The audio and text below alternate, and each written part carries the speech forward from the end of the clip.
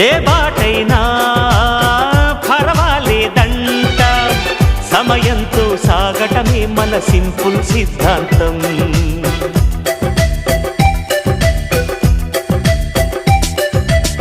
చిరుగాలికి పరిమళమిచ్చే సిరిమల్లెల వనమై ఉందాం, గగనాన్ని నేలను కలిపే హరివిల్లుల బంతెన అవుదాం.